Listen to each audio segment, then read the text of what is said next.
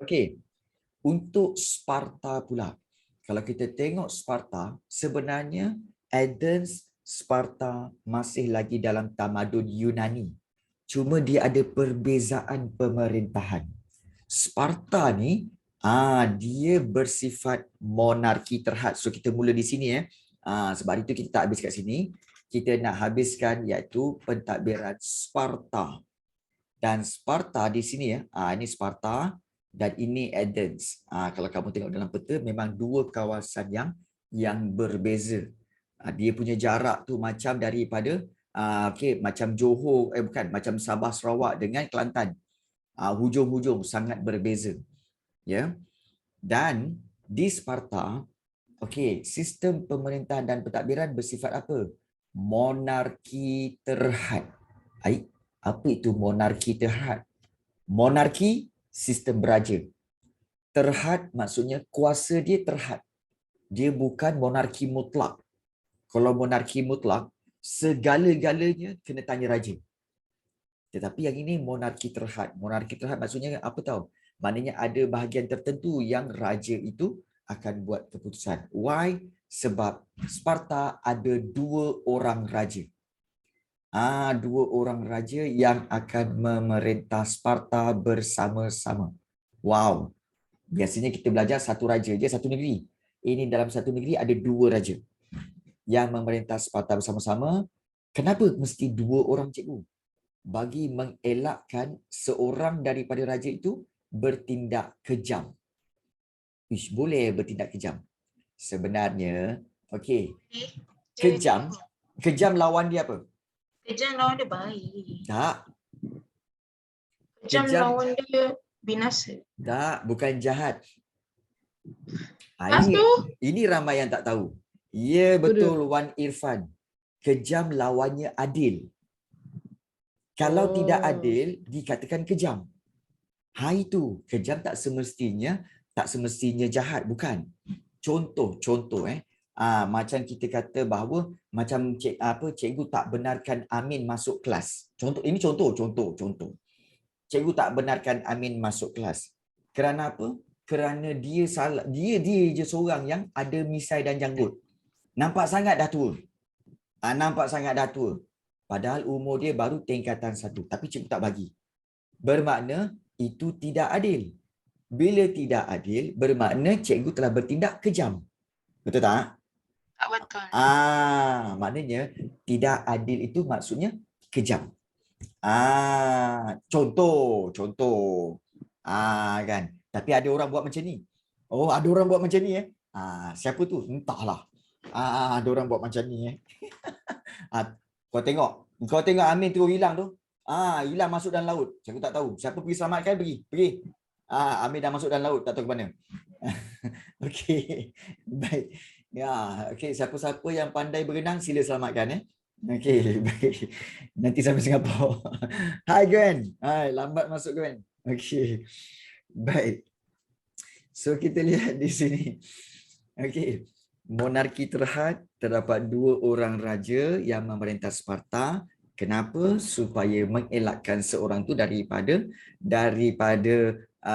bertindak kejam. Dan kedua-dua raja datang daripada keluarga Eurypontis dan juga Aegeus. Yang ini kamu tak perlu ingatlah Yang ini tak perlu ingat, jangan risau. Dan urusan pentadbiran raja dibantu. Raja dibantu oleh Dewan Perhimpunan dan juga Majlis. Still ada Dewan Perhimpunan dan Majlis. Dewan Perhimpunan dia ada 10,000 orang ahli dan 5 orang pegawai dilantik sebagai E-Force yang berfungsi memastikan raja tidak memerintah secara mutlak. Itu tugas E-Force. Memastikan raja tidak memerintah secara mutlak. Dan majlis mempunyai 28 orang ahli dewasa dan berusia melebihi 60 tahun. Apa maksud mutlak? Mutlak tu maksudnya total. Maknanya tidak memerintah secara mutlak, maknanya memastikan raja tidak memerintah secara total. Itu maksud mutlak. Jadi sebab apa? Sebab kena ingat Sparta ada 2 orang raja. So dia kena share dia punya power tu. Dia kena share dia punya kuasa tu. Itu maksud tidak berkuasa mutlak ataupun monarki terhad. Okey. Jadi itu pentadbiran di Sparta. Dan okey, yang ini paling penting. Maklumat Sparta ini paling penting ya. Iaitu sebagaimana di Athens, kaum wanita memang tidak terlibat dalam urusan pentadbiran dan pemerintahan. Dan kehidupan masyarakat di Sparta, okey, ingat Sparta berbeza daripada kebanyakan polis di Yunani kerana Sparta memberi penekanan kepada disiplin ketenteraan. Kanak-kanak seawal usia 7 tahun, maknanya darjah 1. Okey, kanak-kanak darjah 1 dan kaum wanita akan dilatih menjadi anggota tentera. Dilatih menjadi anggota tentera. Wah. Dan kaum wanita turut menjalani latihan fizikal, diajar berlari, bertinju, menari dan menyanyi di hadapan khalayak ramai. Ambil engkau. Wah. Menyanyi loh. Berauto menjadi atlet, ya betul. Berlari, bertinju, bertinju, kemudian menari dan kemudian menyanyi. Okey, dalam banyak-banyak ni menari je cikgu tak boleh buat. Okey. Cikgu menari tak boleh buat. Yang lain semua okey. Okey. Tapi cikgu mungkin tak buat semua sebab cikgu bukan kaum wanita. Tulis kat situ kaum wanita. So kita kena kaum wanita je lah. Kaum wanita turut menjalani latihan fizikal, diajar berlari, bertinju, menari dan menyanyi di khalayak ramai. Ada sesiapa kat sini bernyanyi? Oh, okey. Saya. Okey, Arisa boleh nyanyi. Gwen boleh nyanyi. Wow. Lain macam lah. Alamak, Aimi pandai syair. Alamak. Kira. Okey. Nantilah. Yang saya pandai pantun. Nanti cikgu nak buat lah satu pertandingan lah. Pertandingan menyanyi ke ataupun syair dalam kelas online ni. Boleh. Kan? Oh. So siapa yang dapat nombor 1, dia biasa boleh menerima hadiah lah. Okay. Boleh okey. Nah, nanti cikgu nak pastikan pelajar-pelajar seperti Asfa kena join. Kemudian Ukail pun kena join. Supaya cikgu tahu kalau Ukail nyanyi confirm kipas tu berhenti. Kipas di belakang tu berhenti pusing. Kan? Dia punya power lah kan. Okay. Hujan kebut nanti. Okey, hujan ribut. Kipas tu terkejut. Okey, kipas terkejut. Lampau sangat tu. Okey, baik. Tak apa, kita tengok nanti. InsyaAllah nanti kita akan buatlah. Baik. Kemudian kaum wanita di Sparta kaum wanita di Sparta tidak terkecuali daripada tugas mempertahankan negara. Sebab itu dalam hal ini Sparta boleh dikategorikan sebagai kerajaan ketenteraan. Take note benda tu. Beza sangat dengan Athens. Athens ni demokrasi, perbincangan, mesyuarat, kemudian dia tempat pembentangan sajak, syair. Tapi kalau Sparta ketenteraan. Ketenteraan. Jadi sangat berbeza antara Sparta dengan Athens. Sebab itu untuk pengetahuan kamu, Sparta dengan Athens selalu berperang. Sparta dengan Athens selalu berperang antara satu sama lain. Ini antara contoh gambaran tentera-tentera Sparta yang guna topi Trojan tu kan. Topi Trojan tu, inilah dia. Okey, jadi mereka memang dilatih untuk berperang. Ya. Dan penekanan terhadap aspek disiplin dan taat setia kepada negara kota menjadi asas perkembangan Sparta. Cikgu gambar tu nampak macam lelaki je. Itu memang lelaki. Ni semua memang lelaki. Okey. Malahan okey, aspek ini Perempuan tertanam. belum jadi tentera. Ya. Mereka sanggup berkorban demi mempertahankan kedaulatannya. Hal ini dibuktikan melalui siri peperangan antara Sparta dengan Persia antara 490 sebelum Masihi hingga 449 sebelum Masihi dan 480 sebelum Masihi, Sparta berjaya mengalahkan Persia dalam pertempuran di Salamis. Dan penekanan kepada disiplin dan taat setia seperti ini boleh menjadi contoh kepada pembinaan negara Malaysia yang lebih cemerlang. Mungkin ada yang bertanya, cikgu, Persia tu apa cikgu? Persia ni sebenarnya adalah satu kawasan yang asalnya dulu, okey, Nama dia Persia Persian. sekarang ini dipanggil selepas Persian. itu Persia jadi Parsi. Selepas jadi Parsi, Persia lepas tu Parsi. Sekarang ini Parsi itu sekarang ini dalam kawasan Iran dan Iraq. Maknanya negara Iran, negara Iraq. Itulah dia Persia ataupun Parsi. Iran Iraq tu twin kan? Iran Iraq tu memang twin, lain mak lain bapak je. Dia memang kembar, lain mak lain bapak. Baik. Oh. Okey. Apa dah? Faham? Nasib baik korang ni faham. Bapak Gwen.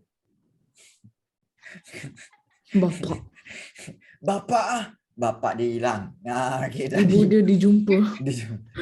Gwen, kau jangan buat berita terkini hiburan sensasi boleh? Jangan. Cukup Gwen. Kau ni macam-macam lah kau ni. Okey. Aduh ya. Awak je masuk. Baik. Sejarah hari ni ya. Ada yang tanya tu macam mana berhilang? La ilaha illallah. Ditambah je lagi tanya. La ilaha illallah. Sudah. Baik. Sambung. Ke soalan misteri. Jadi penekanan kepada disiplin dan taat setia seperti inilah boleh menjadi contoh kepada pembinaan negara Malaysia yang lebih cemerlang. Okey. Jadi paling penting kamu kena ingat apakah sumbangan tamadun Yunani? Sumbangan tamadun Yunani paling penting ialah sistem demokrasi. Yang mana sistem demokrasi telah diamalkan hampir seluruh negara di dunia. Sekarang ni dunia kita ni sedang mengamalkan demokrasi. Baik. Korang tahu tak bahawa baru-baru ini, minggu lepas, iaitu parlimen kita telah dibubarkan. Korang tahu tak? Tahu. Kamu tahu tak apa maksud parlimen tu dibubarkan? Dia nak pilih kerajaan baru kot. Apa maksud parlimen dibubarkan? Parlimen dibubarkan maksudnya, semua jawatan-jawatan yang ada dalam parlimen tu ada 224 orang 224 orang dalam ahli parlimen tu yang terdiri pada Perdana Menteri, Menteri Pendidikan, semua menteri-menteri dalam tu. Semua dilucutkan jawatannya. Maknanya mereka semua letak jawatan. So kerajaan sekarang ini tidak ada menteri, tidak ada apa-apa lagi dah. So sekarang ini apa yang mereka akan buat? Mereka bubarkan parlimen itu dan dalam tempoh 2 bulan kena buat pilihan raya. Jadi kenapa nak buat pilihan raya? Sebab kita nak pilih pemimpin yang baru. Jadi nak buat pemilihan yang baru kena bubarkan. Maknanya semua orang kena letak jawatan. Kemudian lakukan kempen. Waktu inilah kamu tengok ada PKR lah, ada UMNO lah, ada PAS lah, semua kan. Kemudian mereka akan dalam tempoh dijadualkan bahawa pilihan raya akan dibuat pada awal bulan November. Dan pilihan raya itu, semua lelaki dan rakyat yang berumur 21 tahun ke atas perlu membuat undian. Mengundi untuk memilih pemimpin. Jadi, pengundian tu, memilih pemimpin tu, itulah amalan demokrasi. Amalan demokrasi iaitu mengundi tu, itu amalan demokrasi yang kita ambil contoh daripada Athens tadi. Daripada Athens tadi. Itulah cara demokrasi Athens yang dibawa ke Malaysia. Wajib kena undi ke cikgu? Ya, undi itu memang wajib untuk rakyat yang berumur 21 tahun ke atas. 21 tahun ke atas. Yang korang tak perlulah, korang kanak-kanak lagi kan. Jap. Bukan sunat ke? Bukan. Jap. Ya, saya punya sekolah jadi tempat undi. Ya, betul. Iaitu di mana SMK Darul Ihsan. Ya, betul. Alia Anissa, kamu SMK Darul Ihsan, Darul Ihsan Subang Jaya, SS15 Kan? Okey. Umur Okey. cikgu berapa? Umur 20 cikgu. something. Ya, betul. Oh, bukan. Kat mana? Kat mana? Soalan hebat. Umur cikgu berapa? Umur 20 cikgu something. bukan. Umur cikgu sebenarnya baru je 14 tahun. So, What? ya, baru Cikgu 14. tingkatan 2. Tingkatan 2, baru tingkatan 2. Yang Nisa ini sebenarnya sama macam Amin, cikgu buat apa dia punya tu. Kau nampak kan, Filter. kan boleh hilang ni, nampak? Kan boleh hilang. Kan. Filter. Kenapa dah ada anak? Apa? Memang kita memang dilahirkan ada anak. Ni anak tekak. Ni anak mata. Aduh, sakit tekak Nur. Okey. Tu anak lain cikgu. Tu anak lain juga. Okey. Okey, misalnya Amin kejap hilang. Cikgu lain macam, jangan. Kau jangan sembang dengan cikgu. Kau sembang dengan cikgu besok pun tak habis. Baik. So inilah dia berkaitan dengan tamadun Yunani. Okey. So apa yang kita telah belajar tentang tamadun Yunani iaitu berkaitan dengan sistem pemerintahan, okey, iaitu yang tentang 5 ni. Kemudian kita belajar tentang ciri-ciri demokrasi di Athens, iaitu ada Dewan Perhimpunan, Majlis, Magistrate dan Juri. Kemudian juga kita belajar tentang berkaitan dengan Dewan Perhimpunan, Majlis, Magistrate dan juga Juri, serta kita telah lihat pentadbiran di Sparta. Di Sparta dan sumbangan dia. Jadi, ada soalan tak sebelum kita masuk kepada tamadun Rom? Ada tak apa-apa soalan nak tanya sebelum kita masuk kepada tamadun Rom? Okey. Korang dah habis bab ni kan? Kat sekolah. Dah habis Saya masuk bab 8 dah cikgu. Masuk bab 8 dah kan? Tanya cikgu kamu, cepat-cepat tu nak pergi mana? Okey. Tak, saya pernah tanya. Pernah tanya tapi tak ada jawapan. Ada tapi dia cakap, apa cikgu tak nak pergi mana-mana lah. Okey, betul lah. Cikgu kamu memang macam tu, kan? Cikgu kamu memang baik orang dia. Baik. Okey. Baik. So tak apa. Kalau begitu kita masuk kepada tamadun Rom. Okey ke kita nak masuk tamadun Rom? Ya. Okey. So kita akan masuk kepada tamadun Rom. On je. Alright. So penuh semangat kita akan masuk tentang tamadun Rom. Tamadun Rom ni adalah satu-satunya tamadun yang pernah disebutkan oleh Nabi Muhammad SAW, di mana Nabi Muhammad pernah berkata bahawa tamadun Rom akan jatuh dan runtuh pada suatu masa nanti. So memang pernah disebutkan. So maknanya hebat tamadun Rom ini ya. Dan tamadun Rom, apa beza dia? Lokasi yang berbeza daripada Yunani. Ingat selalu pelajar confuse. Yunani dengan Rom ni lebih kurang sama je. Tak, sebenarnya berbeza. Iaitu tamadun Rom ni sebenarnya adalah sambungan. Sebab itu dipanggil kesinambungan. Sambungan daripada tamadun Yunani. Sebab kedua-dua zaman ini seringkali dirujuk sebagai zaman klasik dalam sejarah Eropah.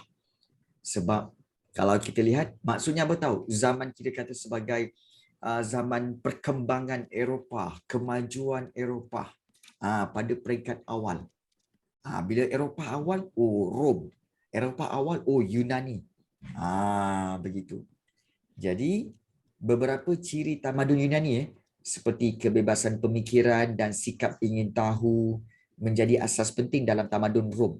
Maknanya tamadun Rom ni dan tamadun Eropah mencontohi apa yang berlaku pada tamadun Yunani.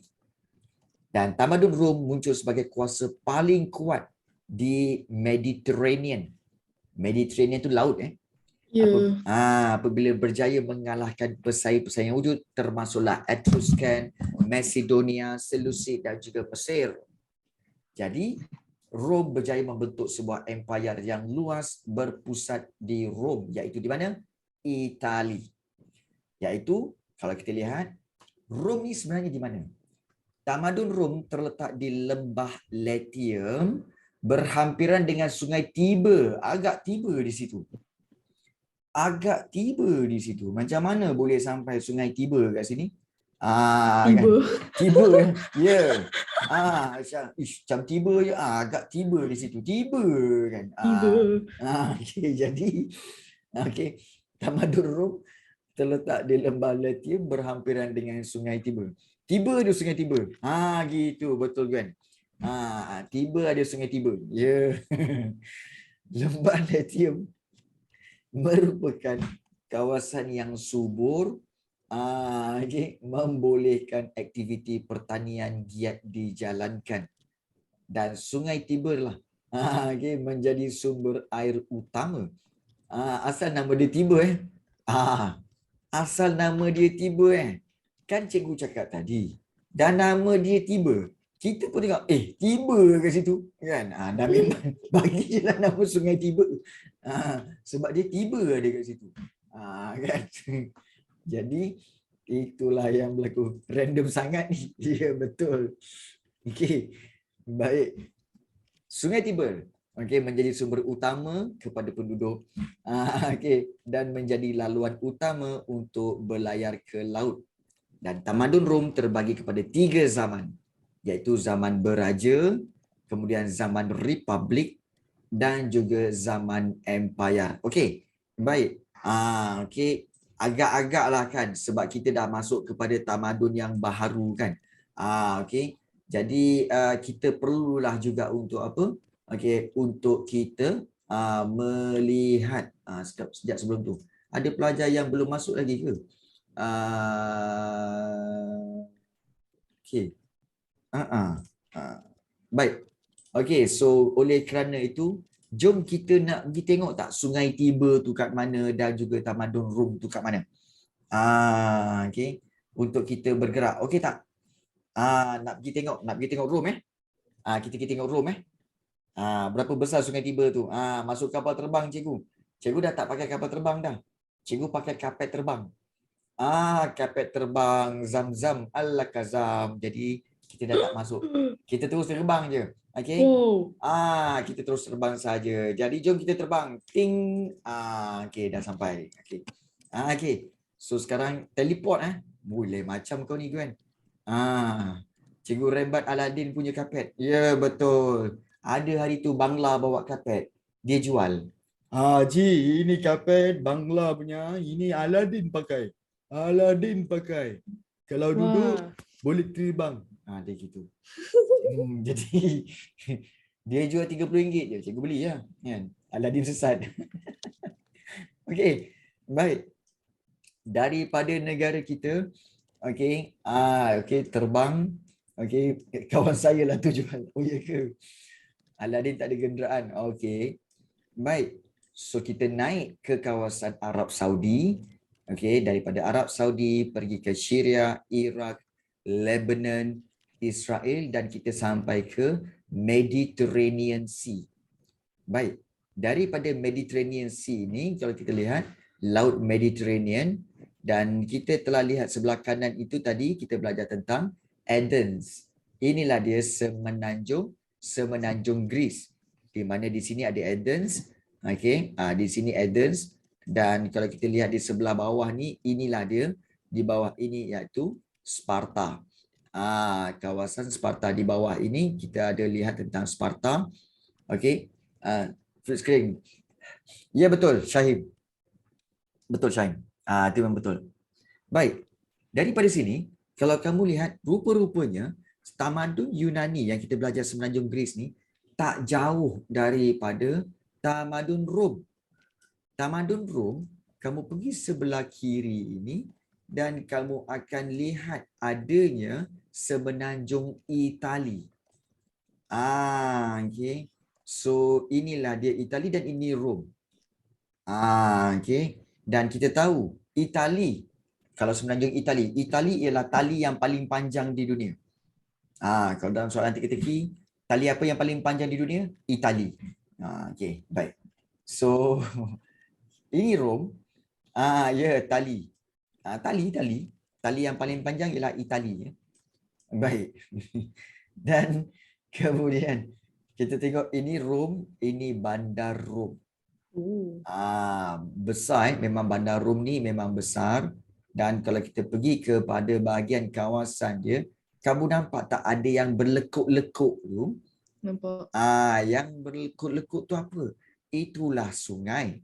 Dan kita tertanya. Sungai? Ya, dan Tiber. itulah sungai. Ya, nampak tak? River Tiber. Tengok dia tulis tu. Wow. River Tiber. Tiber di situ.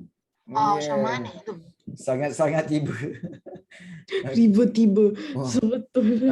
Macam betul tiba sangat. Ya, okey. Sungai Tiber, River Tiber, nampak? Betul. Okey. Jadi jadi sungai Tiber inilah yang melalui kawasan Rom. Dan Rom ini adalah sebuah bandar yang besar. Kalau kita lihat, besarnya Rom ni. Memang besar Rom ni ya. Memang besar. Dan Rom ini memang terkenal dengan seni bena. Rom memang terkenal dengan seni bena. Dan antara seni bena yang paling terkenal adalah dia punya Colosseum. Colosseum. Kat mana Colosseum tu cikgu? Ni dia Colosseum dia. Korang nampak tak Colosseum dia? Inilah dia, daripada Colosseum inilah maka terciptalah stadium-stadium bola sepak sekarang. Stadium-stadium yang bola sepak sekarang. Ya, ini stadium dulu. Ini stadium dulu. Sekarang ni stadium-stadium sekarang ini meniru. Jom pergi main cikgu. Main apa? Main bola kat sini. Stadium ni tak ada rupa tempat bola lah. Kalau kita perhatikan, tak ada apa-apa pun kat sini. Okay. Dia dah banyak, dah runtuh-runtuh lah. Tinggal rangka-rangka dia lah kan. Okay. Jadi, nak main bola mendanya. Okay. Tak percaya, jom kita turun. Kita tengok apa yang ada di Colosseum, di dalam Colosseum ini. Okay. Kita masuk Okay, kita masuk. Nampak tak? Apa yang ada? Ada bangunan. Inilah dia Colosseum. Mana orang dulu-dulu tak main bola. Gladiator. Orang dulu-dulu ini bukan tempat main bola. Ini tempat pertarungan gladiator. Pertarungan gladiator. Dan Gladiator. dan di bawah ini adalah kurungan-kurungan di mana gladiator itu akan menunggu giliran untuk Boleh naik. masuk tak? Kalau melancong rasanya boleh. Boleh, memang boleh masuk. Okay. Dan mereka akan naik ke atas pentas ini dan mereka akan bertarung di atas pentas lah. Mereka akan bertarung di atas pentas ini. Berlawan, yes. Berlawan. Nampak tak? So di sinilah tempat pertarungan gladiator. Orang tu invisible. Yalah, cikgu tak naklah tunjuk kan awet cikgu. So kan sebab itu bagi nampak sikit je lah. Kan. Baik. So kita lihat. Okey. Baik. Inilah dia, nampak seni bena dia. Okay. Kita lihat di sini. Nanti saya bagi tu cikgu. Silakan. Baik. Okey. Banyak betul lah cikgu. Alamak, Gwen. Janganlah pecah rahsia kita. Aduh, Gwen ni kan. Baik. Kemudian cikgu ni buaya ke? Tak. Kan? Cikgu buaya? Tak. Kucing. Baik. Kita Cikgu. tengok di sini pembinaan dia yang uniknya tentang Colosseum ni, iaitu kalau kita lihat pembinaan dia ada curve, dia ada lekuk dekat situ. Kemudian dia ada tempat duduk para penonton di sebelah kiri dan kanan. Penonton boleh tengok dan di tengah-tengah ni sebenarnya adalah stage yang besar untuk pertarungan gladiator. So inilah dia, kalau kita lihat inilah dia Colosseum yang dia telah buat dibina hampir 2000 tahun dahulu. Dan masih lagi ada sampai sekarang 2000 tahun dahulu. Hebat. Memang hebat. Kenapa dia orang tak main bola sepak? Sebab zaman tu bola sepak bukan sukan yang popular. Zaman tu sukan yang popular ialah pertarungan gladiator. Gladiator itu satu sukan yang memang terkenal pada suatu ketika dahulu. Bola tak? Bola tak famous lah. Ya. Jadi itulah dia tentang tamadun Rom. So kita dah tengok tamadun Rom tadi. Okey, baik. Ingat tentang 3 perkara ini. Because saya kepala manusia saya. Ya, betul. Zaman bagi tamadun Rom, ingat tamadun Rom ada 3 zaman, iaitu zaman beraja, zaman republik dan zaman empire. Dia ada 3. Ya, beraja, republik dan zaman empire. Dan tamadun Rom mencapai tahap kegemilangannya, gemilang pada era Pax Romana. Ingat nama ni, Pax Romana. Apa itu Pax Romana? Pax Romana ialah kegemilangan Rom. Sebab kenapa dia gemilang? Kerana selama 200 tahun 200 tahun zaman Pax Romana tu keamanan wujud dalam tamadun Rom yang meliputi 3 buah benua, iaitu Asia, Afrika dan Eropah. Korang tengok, inilah dia. Besar Sepanyol. Inilah dia kawasan Rom. Rom dulu Britain pun sama. sampai Britain. Sampai Britain ni dulu zaman pemerintahan Rom. Sampai Sepanyol, sampai ke Afrika Utara ni, termasuk Lebanon, termasuk Mesir. Kemudian turun bawah lagi, kemudian pergi ke Palestin. Naik ke Jordan. Kemudian Babylon. Babylon, tamadun Mesopotamia tu Babylon pun dia punya. Kemudian dia bawa sampai ke Turki. Ni Byzantium, Turki, termasuk Athens. Kau tengok Athens tu pun dia punya juga.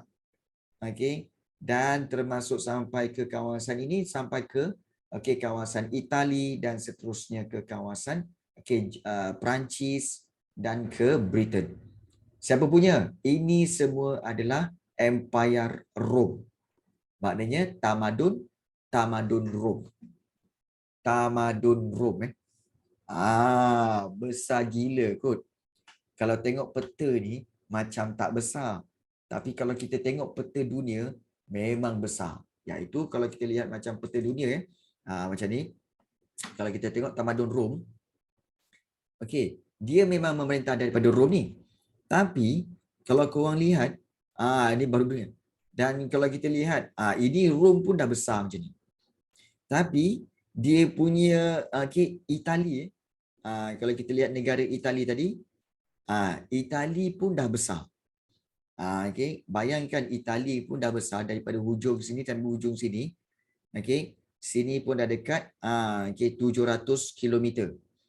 700 km Tetapi bayangkanlah apabila Rom pernah menguasai kawasan seluas ini.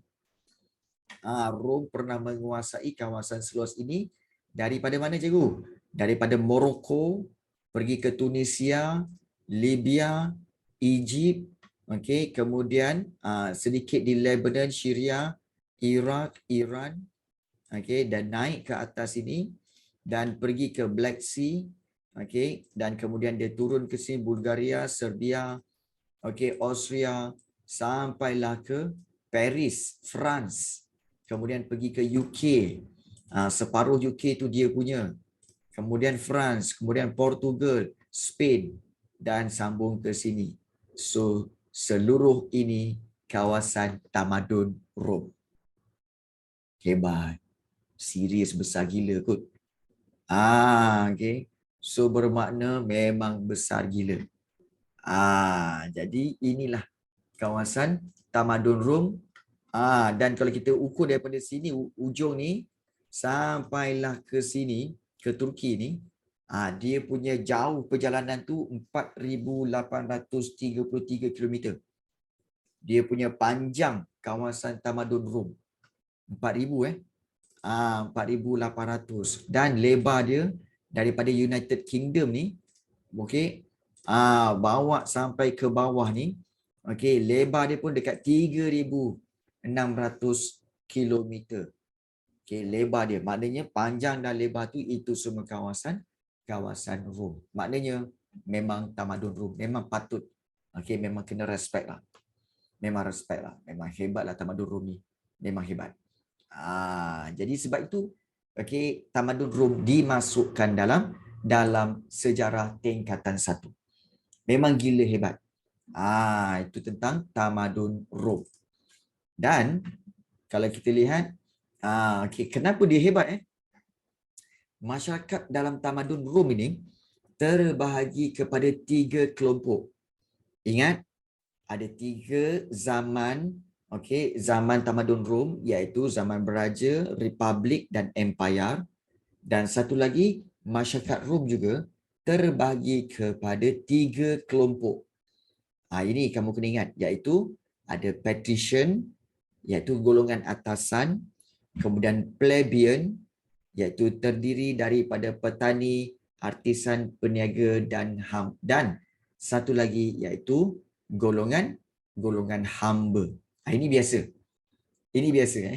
Dalam mana-mana tamadun, kalau kamu tengok, yang atas tu golongan atasan, yang pertengahan itu memang golongan petani, artisan, peniaga, dan bawah sekali, confirm siapa? Bawah sekali ialah hamba. Itu biasa. So korang kena ingat tu. Okay. Ada 3 kelompok, patrician, plebeian dan juga hamba. Sama juga macam kalau kamu ingat tamadun Mesir dulu kan. Okay, ada Firaun.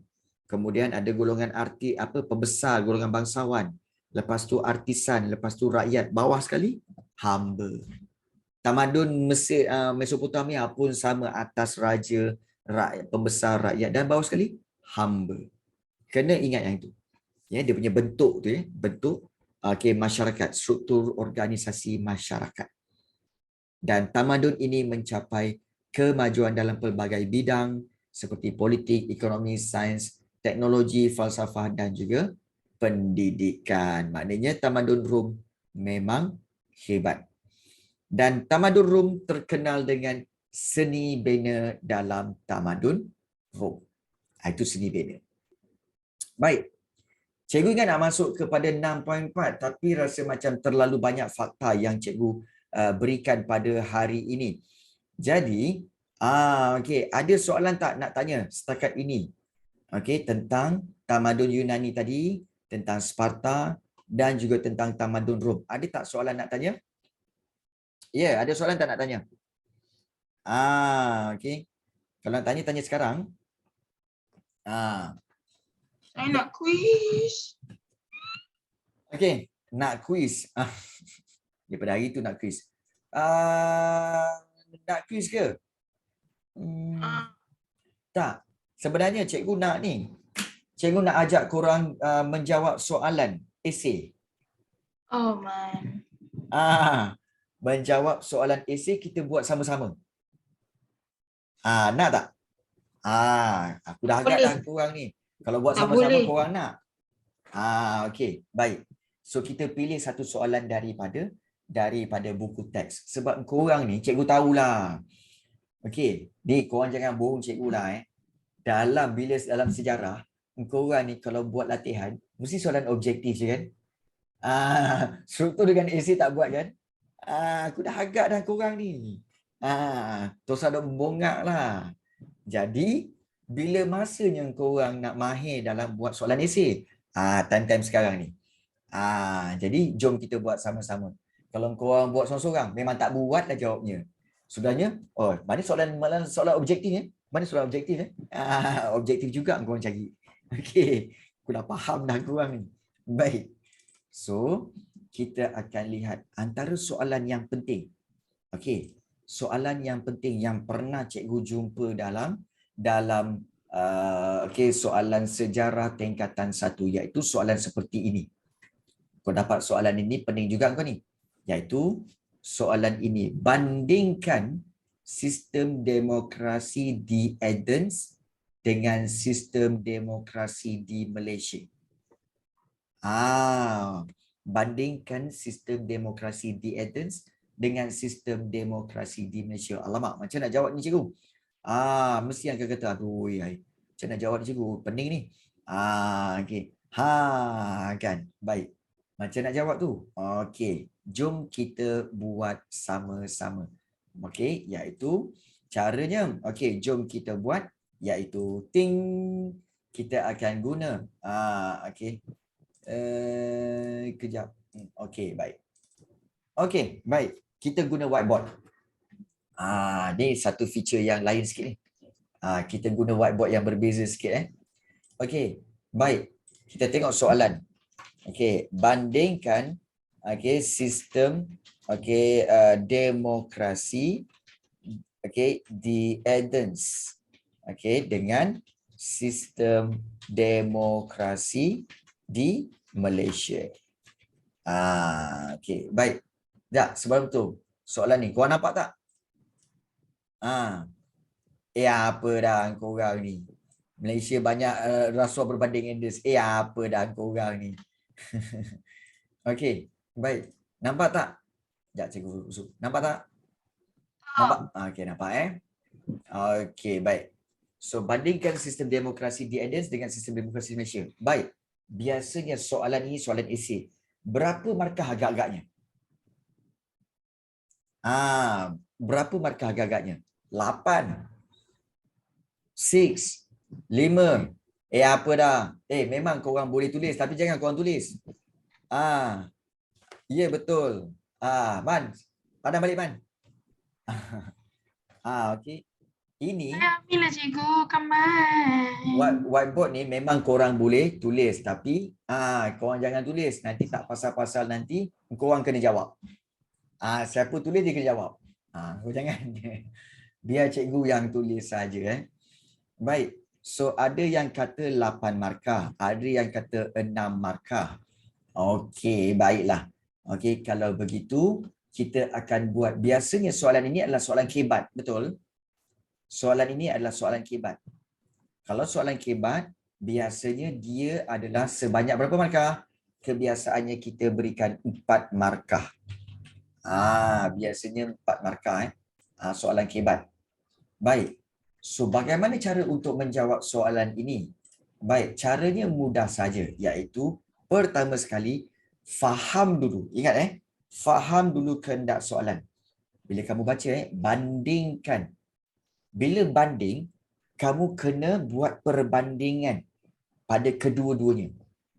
Okey, maknanya kamu bezakan, bandingkan sistem demokrasi di Athens, bandingkan demokrasi di Athens dengan demokrasi di Malaysia. Okey. Kita bertamadun. Bertamadun jugalah ini. Okey. Jadi, macam mana kita nak bezakan? First kali kita akan bezakan dari sudut apa? Demokrasi kan? Baik. Demokrasi mesti ada tentang pilihan raya. So, macam mana pilihan raya di Athens? Athens ada pilihan raya ke? Athens tak ada pilihan raya. Tapi Athens ada pengundian. Betul. Okey, Athens ada pengundian. Untuk apa? Untuk memilih ahli majlis. Betul? Itu. Okey, pengundian memilih ahli majlis. Manakala kalau di Malaysia pula dia ada pilihan raya. Pilihan raya untuk apa? Untuk memilih siapa? Memilih wakil rakyat. Memilih wakil rakyat ke mana? Ke parlimen. Itu. Okey, perbandingan dia. Itu. Ini point dulu Bila kamu dapat demokrasi macam ni, soalan macam ni, kamu terus dia, pointkan dulu. Terus kamu pointkan dulu. Okey, pengundian memilih ahli majlis, dan satu lagi, perbezaan dia, kalau di Malaysia pilihan raya. Memilih wakil rakyat ke parlimen. Baik. Kemudian satu lagi. Dia nak 4 markah kan? Ingat 4 markah dia perlu 2 fakta, 2 huraian. Maknanya 4 markah ialah 2 fakta dan juga 2 huraian. So, yang ini kamu baru ada apa? Ada 1 dan 2. Baru 2. Dia nak 4. Jadi kamu kena bagi 2 lagi. kena bagi dua lagi. Iaitu, dua lagi nak bagi apa cikgu? Iaitu, kamu berikan lagi apa yang ada dalam demokrasi. Iaitu, kita boleh tulis, iaitu semua ahli majlis. Okey, ahli majlis dan rakyat. Ya, akan menyertai apa? Menyertai Dewan Perhimpunan. Betul? Menyertai Dewan Perhimpunan. Okey. Untuk bersidang lah, maknanya untuk bersidang ataupun bermesyuarat. Tetapi kalau di Malaysia tak boleh, sebab penduduk tamadun Yunani Athens cuma ada lebih kurang 40,000 orang je. Kemudian ada 4,000 orang yang jadi ahli majlis, 500 orang je. So tak ramai. Rakyat Malaysia ada 32 juta. Takkan 32 juta nak masuk parlimen, pecahlah parlimen. Jadi tak boleh. Sebab itu untuk demokrasi di Malaysia, iaitu kita boleh tulis, iaitu hanya hanya wakil rakyat yang terpilih, yang dipilih melalui pilihan raya. Pilihan raya akan menyertai parlimen. So itu perbezaan dia. Okey. So itu perbezaan yang ketara. Baik. So kalau begini, kita dah ada 4 poin. Kita dah ada 4 poin Pengundian memilih ahli majlis, semua ahli majlis dan rakyat menyertai Dewan Perhimpunan. Kemudian yang ini. Ingat okey. Macam mana nak jawab ni cikgu? Adakah kita kena cerita pengundian memilih demokrasi di Athens? Okey, pengundian memilih ahli majlis, kemudian semua ahli majlis dan rakyat menyertai Dewan Perhimpunan untuk bersidang. Kemudian baru cerita demokrasi di Malaysia, pilihan raya memilih wakil rakyat, kemudian hanya wakil rakyat yang dipilih melalui pilihan raya. Macam ni cikgu? No. Bukan ini. Kalau kamu cerita macam tu, itu bukan perbandingan. Kamu kena banding. Ingat dia punya keywords dia ialah banding. So bila banding, kamu kena bandingkan kedua-duanya. Maknanya, nak buat banding macam mana? Macam ni. Mula-mula, kamu kena cerita dulu pengundian memilih ahli majlis. Di Athens, pengundian memilih ahli majlis. Kemudian, kamu buat pula manakala demokrasi di Malaysia melalui pilihan raya, diadakan pilihan raya bagi memilih wakil rakyat ke parlimen. Macam tu. Next point, di Athens juga semua ahli majlis dan rakyat menyertai Dewan Perhimpunan untuk bersidang. Manakala, dia macam tu. Dia mesti perbandingan sebelah-sebelah. Jangan perbandingan satu, kemudian baru buat satu. No. Dia mesti sebelah menyebelah. Itu cara dia. Baik. So dengan itu, cukup tak 4 markah? Cukup Baik. Bila cukup lah, saya boleh tahu. Ya, cukup. Cukuplah tu 4 markah sebab ada 4 poin. Baik. Cikgu, kalau kita tambah lagi 1 poin? Tak ada masalah, tetap 4 markah. Sebab maksimum dibagi 4. Baik, cikgu boleh salin? Boleh. Tetapi apa yang lebih penting ialah cikgu nak semua pelajar 23 orang ini semua sila bina ayat jawapan. Oh no. Bina ayat jawapan kat mana? Dekat Zoom chat. Kan kat bawah tu ada chat kan? Korang tulis bina ayat jawapan macam yang korang nak buat di dalam kertas periksa. Iaitu Saya tak pandai. Apalah, pergilah chat tu. Okey, mungkin tak pandai. Mungkin kamu akan tanya, cikgu. Biasa soalan biasa Cikgu macam nak mula Itu biasa. Cikgu macam nak mula ayat jawapan macam ni. Ambil daripada ayat soalan. Ambil daripada ayat soalan. Sistem demokrasi di Athens kan? Dengan sistem demokrasi di Malaysia. So, kamu ambil dulu. Okey, iaitu sistem. Terus jawab. Sistem demokrasi di Athens. Kemudian kamu sambung dengan fakta kamu. Okey. Manakala. Kemudian kamu sambung manakala sistem demokrasi di Malaysia. Nampak tak? Okay. So dekat sini satu ayat ke cikgu? Satu ayat boleh, tapi satu ayat macam tak macam tak sesuai. Dua ayat pun boleh. Dua ayat pun boleh. Kemudian bila kamu nak sambung pula untuk fakta yang ke bawah tu, kamu akan guna penanda wacana. Selain itu, okay, demokrasi. Korang tak nampak apa-apa ke? Tak, Nampak ke tak nampak? tak nampak. Tak nampak? Okay. Tak nampak. Nampak? Hmm. Okay. Isyani nampak tak cikgu apa yang cikgu tulis? Okay, tak nampak. Sekejap, sebelum itu, tadi mana jawapan tadi ni? Entah, semua hilang. Mana yang dah hilang tadi? Saya tak tahu, bukan saya buat. Okay. Baik. Ada je, ada Nampak tak soalan di bawah ni yang keempat ni? Yang isi dia tu. Isi dia mana isi dia? Ayo, kata ayo. Okay. Baik. So sekarang ini okay, sekejap cikgu akan untuk buat yang kita tengok sekali lagi, iaitu mana dia punya whiteboard. Okay. Okay, iaitu dia. Okay, baik. Nampak tak Isya ni?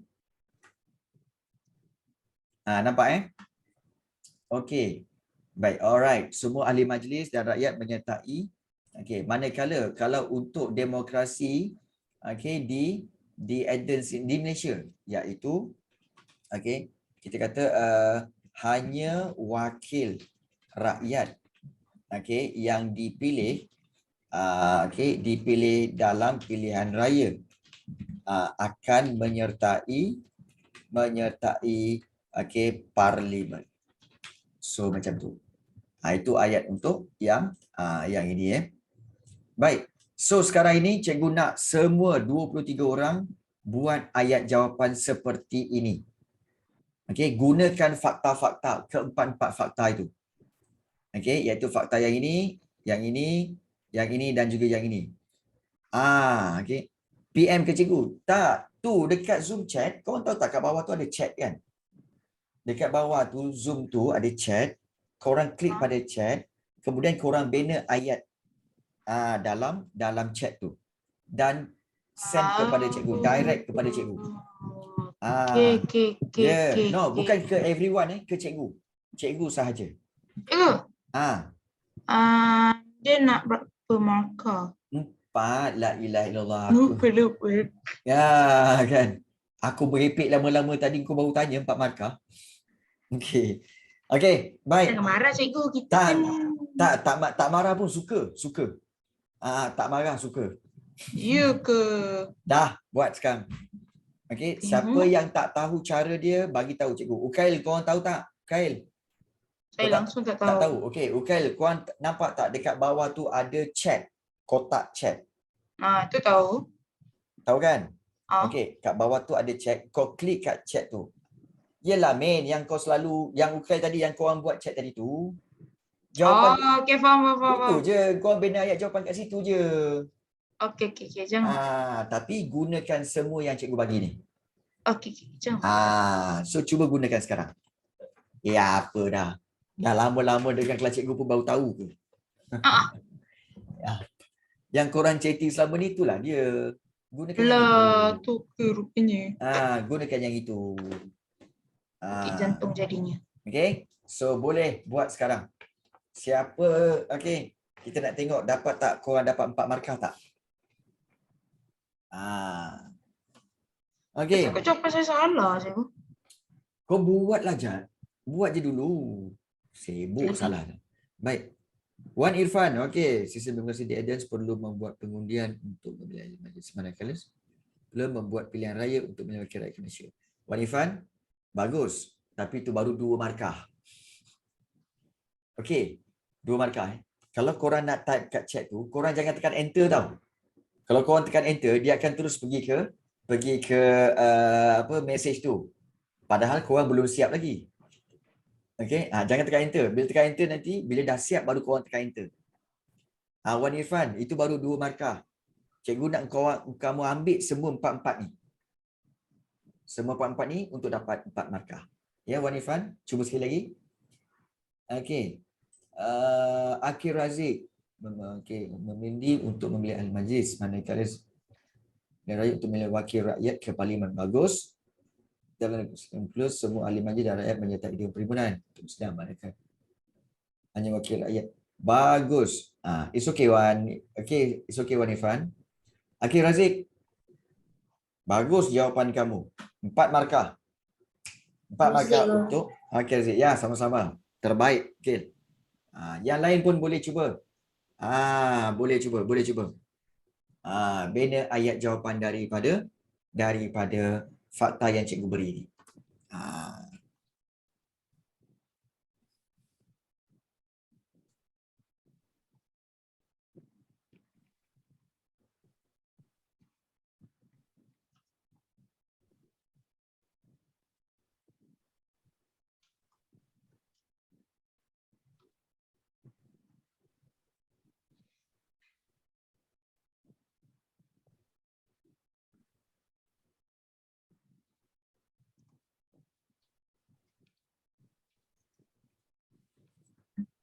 Okey, seterusnya Salman.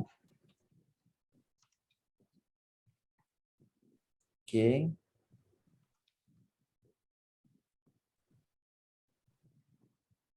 Jadikan untuk kemudian memilih ahli majlis manakala untuk pilihan raya.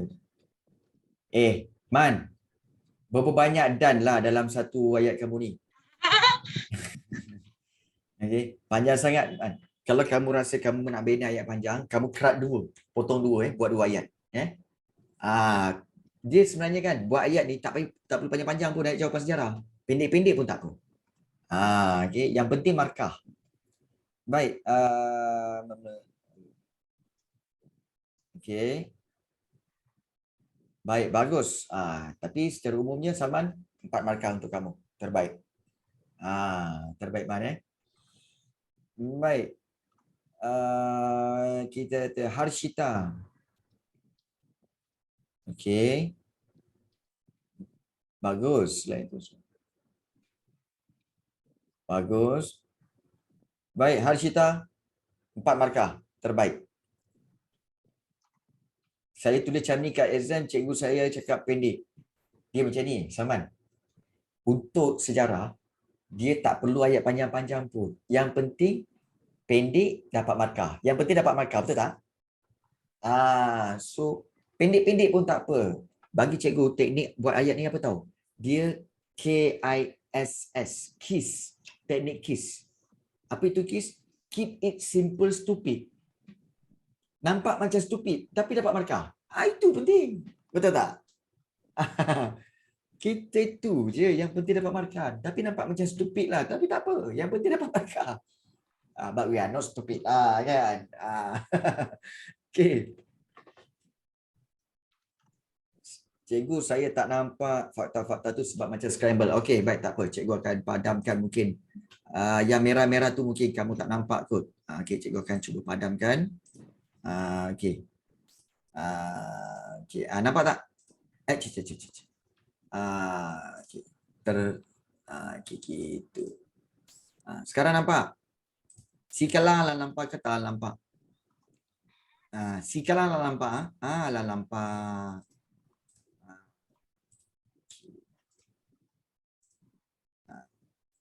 Okey.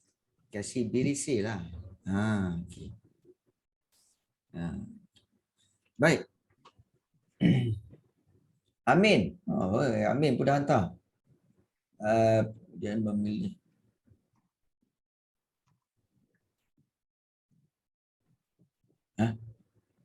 Kalau maksud dia semula ahli majlis akan menyertai perhimpunan untuk bersenang. Dia pilihan raya akan menyertai. Min, kamu punya ayat jawapan ni pelik sangatlah Min. Okey, typo banyak sangat ni. Typo dia betul cikgu. Apa pula tak betul-betul lah ni, cikgu cakap benda betul. Okey, contohnya macam ni. Okey, iaitu sekejap cikgu tengok. Baik. Contohnya macam ni. Okey, mana pula kau punya ni? Tak terkeluar pula. Sepatutnya dia keluar Ya. sana. Kan? Dia tak terkeluar pula. Sudah. Risau. Okey. Tak keluar pula. Okey, ayat jawapan kamu. Sistem demokrasi di Athens adalah pengundian memilih ahli. Tak. Kamu tahu bandingkan bila bandingkan kamu kena kata bahawa sistem demokrasi di Athens menggunakan pengundian.